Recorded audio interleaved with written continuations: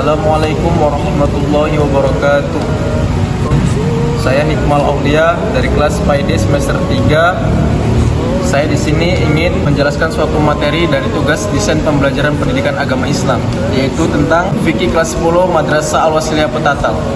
Materi pertama adalah A. Konsep fikih dalam Islam. Ilmu fikih merupakan salah satu bidang keilmuan dalam syariah Islam yang secara khusus membahas persoalan hukum atau aturan yang terkait dengan berbagai aspek kehidupan manusia, baik menyangkut individu, masyarakat, maupun hubungan manusia dengan penciptanya. B. Ruang lingkup fikih. Ruang lingkup yang terdapat pada ilmu fikih adalah semua hukum yang berbentuk amalia untuk diamalkan oleh setiap mukallaf atau orang-orang yang dibebani atau diberi tanggung jawab melaksanakan ajaran syariah Islam dengan tanda-tanda seperti balik, berakal sadar, dan termasuk sudah beragama Islam. Selanjutnya, C. Periodisasi perkembangan ilmu fikih.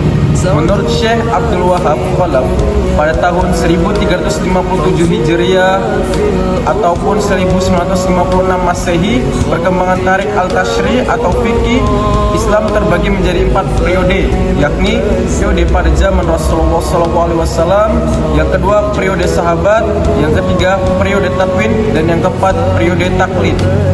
Untuk yang selanjutnya, D. Ibadah dan karakteristiknya.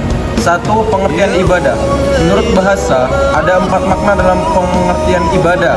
Yang pertama taat, yang kedua tunduk, yang ketiga hina, dan yang keempat pengabdi. Jadi ibadah adalah bentuk ketaatan, ketundukan, dan pengabdian kepada Allah Subhanahu wa taala. Lanjut, dasar-dasar tentang ibadah dalam Islam banyak dijumpai dalam Al-Quran.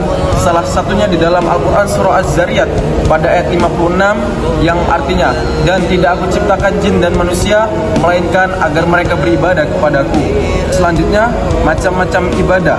Ibadah dibagi menjadi 2, yakni yang pertama ibadah mahdah dan ibadah khairu mahdah.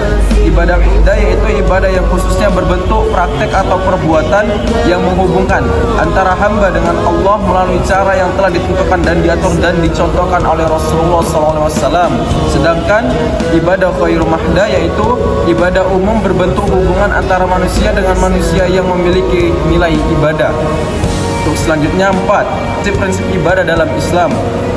Pertama niat, yang kedua ibadah yang tulus, yang ketiga menjadikan Rasulullah sebagai tauladan, yang keempat ibadah memiliki batas waktu, yang kelima menjadikan ibadah dibangun atas kecintaan, yang keenam beribadah dalam kesempatan antara dunia dan akhirat, dan yang terakhir ibadah tidaklah gugur kewajiban sejak balik.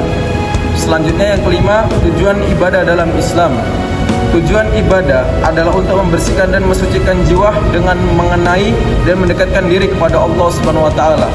Dan untuk yang terakhir keenam, keterkaitan ibadah dalam kehidupan sehari-hari.